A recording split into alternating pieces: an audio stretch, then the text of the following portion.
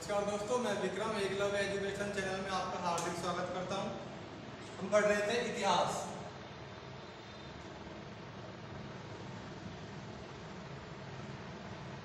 आज हम इतिहास के सामान्य परिचय के बारे में जानकारी करेंगे कि इतिहास क्या है। इतिहास के संदर्भ में किन किन चीजों की हम बात करते हैं। हम बात करते हैं इतिहास शब्द निम्न तीन वर्णों से मिलकर बना है।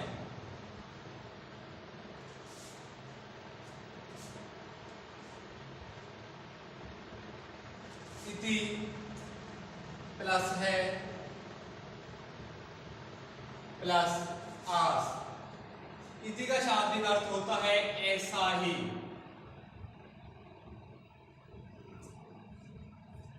अर्थात निश्चय ही।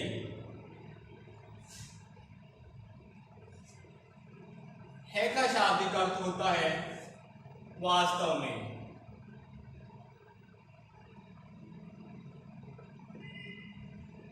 आज का शाब्दिक अर्थ होता है घटित होना।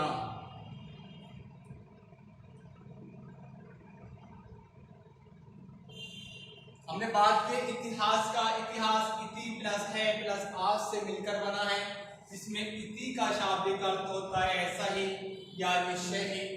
आज का या है का शाब्दिक अर्थ होता है वास्तव में, और आज का शाब्दिक अर्थ होता है घटित होना। अर्थात हम कह सकते हैं इतिहास शब्द की परिभाषा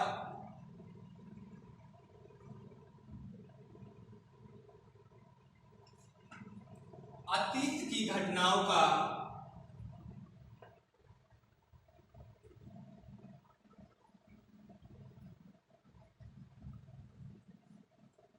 वर्तमान की घटनाओं के साथ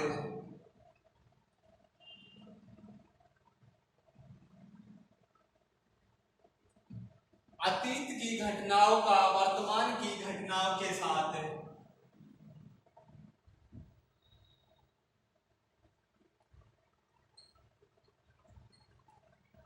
क्रमबद्ध अध्ययन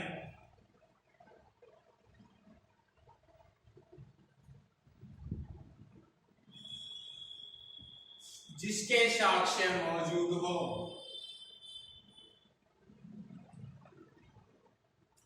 इतिहास कहलाता है। अतीत की घटनाओं का वर्तमान की घटनाओं के साथ क्रमबद्ध अध्ययन जिसके साक्ष्य मौजूद हो।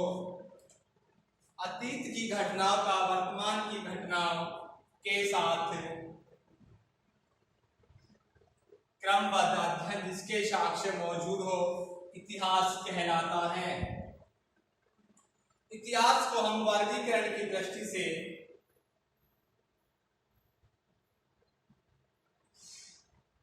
हम कह सकते हैं, अध्ययन की दृष्टि से इतिहास को तीन भागों में विभाजित किया जा सकता है। जैसे हम बात करेंगे, पहला है प्रागैतिहास।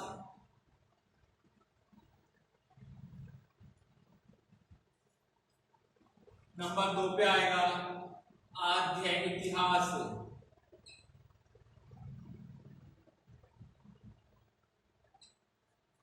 और नंबर 3 है इतिहास।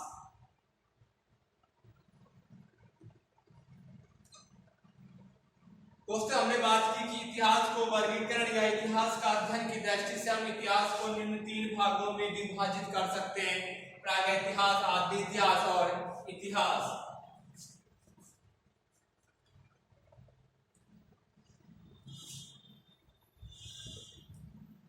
हम बात करते हैं नंबर 1 प्रागैतिहास।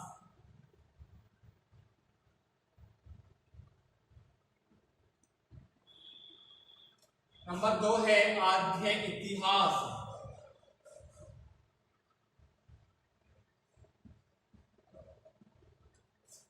और नंबर 3 होगा इतिहास।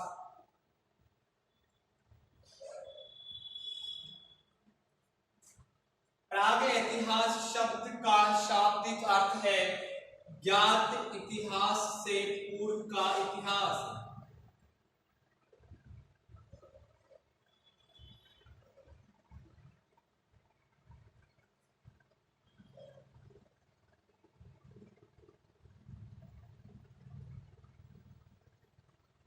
ज्ञात इतिहास से पूर्व का इतिहास प्रागैतिहास है। ये हम कह सकते हैं प्रागैतिहास शब्द का शाब्दिक अर्थ प्राचीनतम होगा।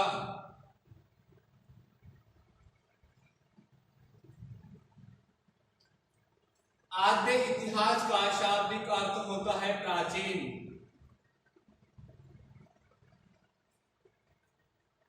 इतिहास का शाब्दिक अर्थ होगा आधुनिक या वर्तमान।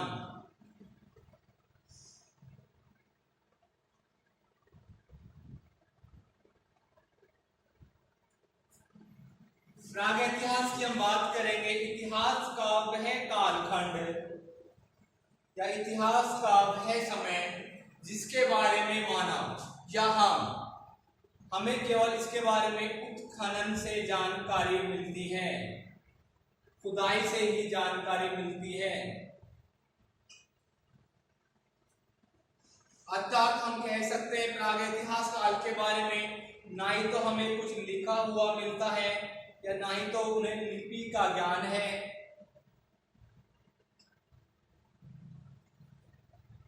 जब उन्हें लिपि का ज्ञान नहीं है तो हम उसे ना उन्होंने लिखा, हम उसे पढ़ भी नहीं सकते। इतिहास का ऐसा कालखंड है इसका एग्जाम्पल होगा हमारा पाषाण काल।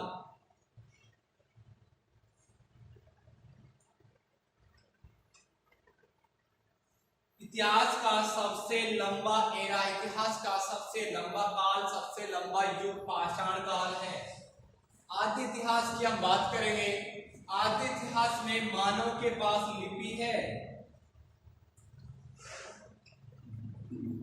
किंतु हम उसे पढ़ने में सफलता प्राप्त नहीं की। आद्य इतिहास में मानव के पास लिपि है किंतु हम उसे अभी तक पढ़ नहीं पाया, अर्थात हमने सफलता प्राप्त नहीं की। और इतिहास का भारतीय इतिहास का ऐसा काल है, इसका उदाहरण हम बात करेंगे सिंधु घाटी सभ्यता।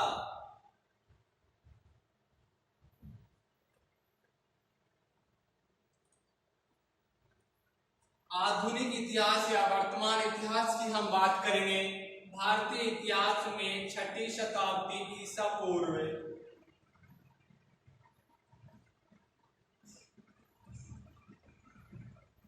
के इतिहास को इतिहास की श्रेणी में रखा गया है। सिंधु घाटी सभ्यता, पाषाण काल, 6ठी शताब्दी ईसा पूर्व, यह हमारे पूरा इतिहास है जिसे हमने इतिहास के 3 भागों में वर्गीकरण किया है, प्रागैतिहास, आद्य इतिहास और इतिहास। काफी बार यहाँ से सवाल पूछे जाते हैं और सवाल हमारा सीधा सा आता है कि चावल के साक्ष्य,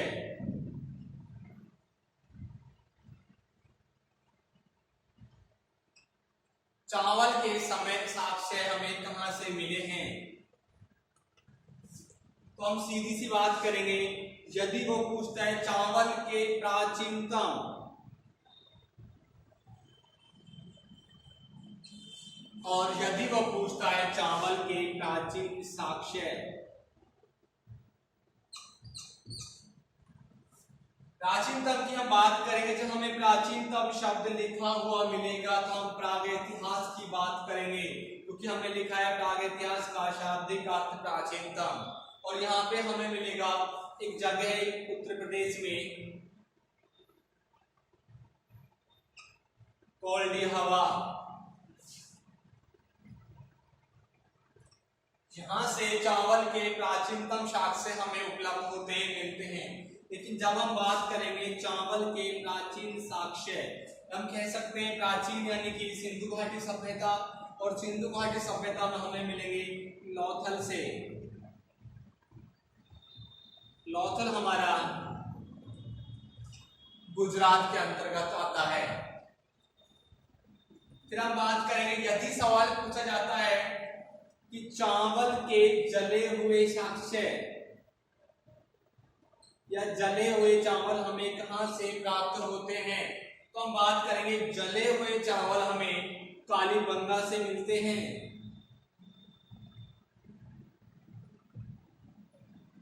जले हुए चावल हमें कालीबंगा से प्राप्त होते हैं। कालीबंगा हमारे राजस्थान हनुमानगढ़ जिले में स्थित है। ये हुई हमारे इतिहास की एक सामान्य जानकारी। अगली हम बात करेंगे कि हम इतिहास में किन किन चीजों को शामिल कर सकते हैं। इतिहास में हम किन किन घटनाओं को शामिल करेंगे।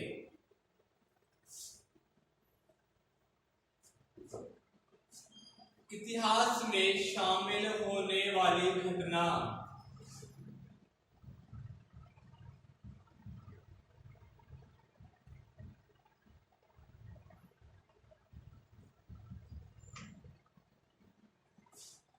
नंबर 1, हम बात करेंगे वे घटनाएं जो मानव जीवन को प्रभावित करती हैं।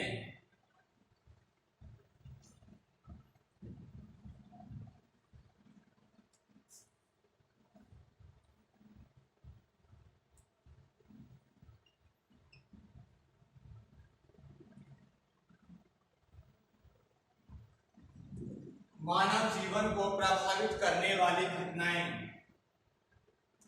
नंबर 2, वे घटनाएं जो भौगोलिक जीवन को प्रभावित करती हैं।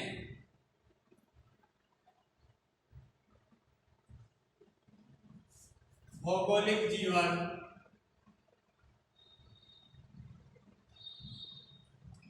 को प्रभावित करने वाली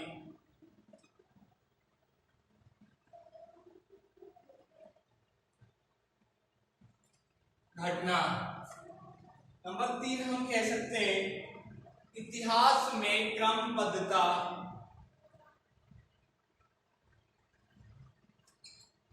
इतिहास में क्रमबद्धता होना अति आवश्यक है। और नंबर 4, इतिहास के हमें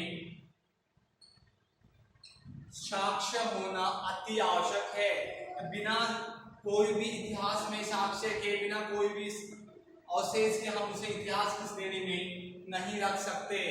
तो मानव जीवन को प्रभावित करने वाली घटना, भौगोलिक जीवन को प्रभावित करने वाली घटना, क्रमबद्धता और इतिहास के साक्ष्य होना अति आवश्यक है। हम बात कर सकते हैं मानव जीवन को प्रभावित करने वाली घटना कौन सी हो सकती है। तो हम कह सकते हैं वर्तमान में हाल ही में इसका हम उदाहरण ले सकते हैं, जैसे कोविड-19।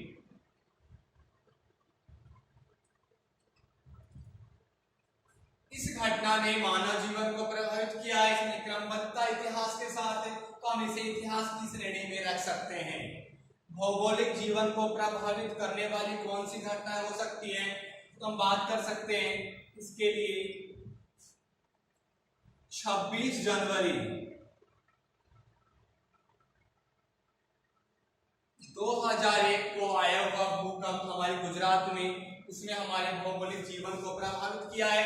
तो हम कह सकते हैं ये भी हमारा भौगोलिक जीवन को प्रभावित करने वाला कारक है। हम इसी के साथ कह सकते हैं हाल ही में उड़ीसा में आया हुआ चक्रवात अम्फान, इसने भी मानव जीवन को कहीं न कहीं भौगोलिक रूप से प्रभावित किया है। हम इसे भौगोलिक जीवन को प्रभावित करने वाले कारक के अंतर्गत रख सकते हैं। इतिहास में क्रमबद्धता होना जरूरी है, यानी कि इतिहास वर्तमान को जोड़कर चलता हो, वो हमारा इतिहास है। साथ में हमें इसके सबूत या साक्ष्य भी चाहिए। तो हम बोल सकते हैं इतिहास में हम इन 4 घटनाओं को शामिल कर सकते हैं। नंबर 1, मानव जीवन को प्रभावित करने वाली घटनाएं, भौगोलिक जीवन को प्रभावित करने वाली घटनाएं, क्रमबद्धता, प्लस नंबर 4, इतिहास के साक्ष्य होना अति आवश्यक है।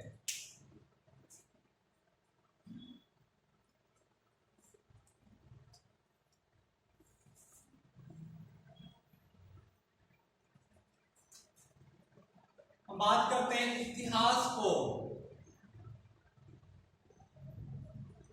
साक्ष्य की दृष्टि से कुल कितने भागों में बांटा जा सकता है। इतिहास को साक्ष्य की दृष्टि से कुल कितने भागों में बांटा जा सकता है।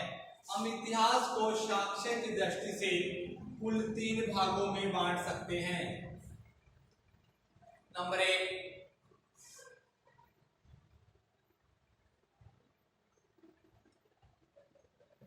अभिलेख। नंबर 2, साहित्य। नंबर 3 विदेशी विवरण। इतिहास को साक्ष्य की दृष्टि से यदि अध्ययन करें तो हम इसे 3 भागों में विभाजित कर सकते हैं, अभिलेख, साहित्य और विदेशी विवरण। अभिलेख हम कह सकते हैं किसी भी कठोर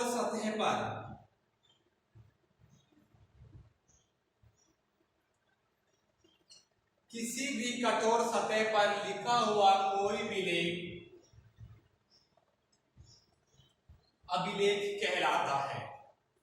साहित्य हम 2 भागों में बांट सकते हैं,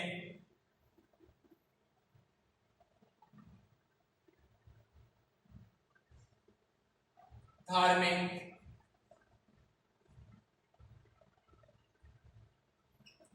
नंबर 2 धार्मिकता।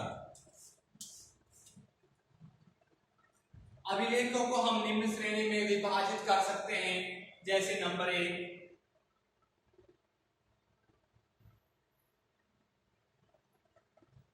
शिलालेख, नंबर 2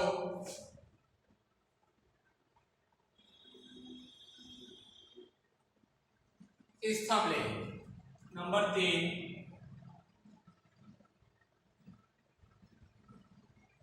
गुहा लेख।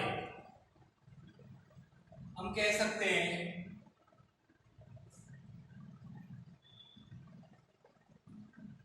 मुद्रा विलेख, और यहां पर हम कह सकते हैं मृत भांड, मिट्टी के बने हुए बर्तन। शिलालेख की हम कह सकते हैं कि शिलालेख कोई भी बड़ी चट्टान पर लिखा हुआ कोई भी लेख शिलालेख कहलाता है। भारतीय इतिहास में सर्वप्रथम अभिलेख लिखने की शुरुआत मौर्य सम्राट महान अशोक ने की थी। मौर्य सम्राट अशोक ने अभिलेख लिखने की प्रेरणा ईरानी शासक डेरियस प्रथम या दारा प्रथम से सीखी थी। स्तंभ लेख की हम बात करेंगे। स्तंभ लेख किसी भी स्तंभ, हम कह सकते हैं कोई भी पिलर या खंभा पर लिखा हुआ लेख स्तंभ लेख कहलाएगा। और गुहा लेख की हम बात करेंगे, कोई भी गुफा के अंदर लिखा हुआ उत्कीर्ण लेख गुहा लेख कहलाएगा। मुद्रा विलेख किसी भी मुद्रा या आहत सिक्कों पर लिखा हुआ लेख मुद्रा विलेख। मृतभांड मिट्टी के बर्तन पर लिखा हुआ लेख मृतभांड कहलाएगा। धार्मिक इतिहास की बात करेंगे हम, जैसे हमारे भारतीय इतिहास में चारों वेद,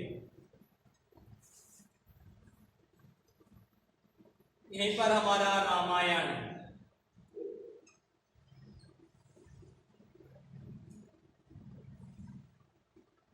महाभारत, गीता आदि किसी भी धर्म की जो भी पुस्तक है, इन सभी को हम धार्मिक ग्रंथ में रख सकते हैं। धार्मिक साहित्य में धार्मिकता की हम बात करेंगे कि भारतीय इतिहास के बारे में इतिहासकारों ने क्या क्या जानकारी दी है। जैसे हम कह सकते हैं कौटिल्य का अर्थशास्त्र,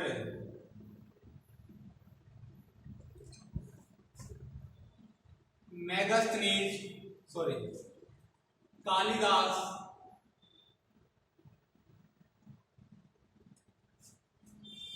अभिज्ञान शाकुंतलम,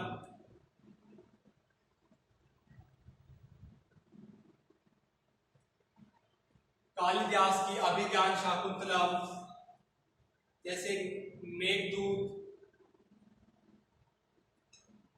विक्रमोर्वशीयम आदि। हम बात करेंगे विशाख दत्त,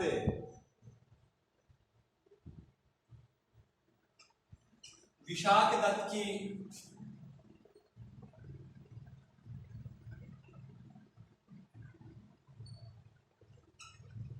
देवी चंद्रगुप्तम,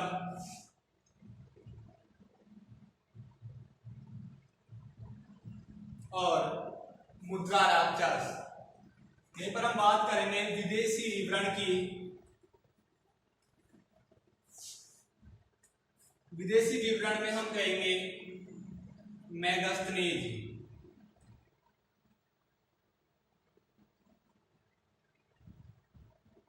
मैगस्थनीज की इंडिका, फाइयान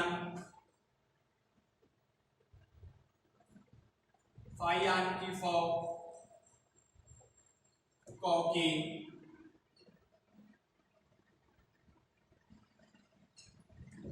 हेमसान की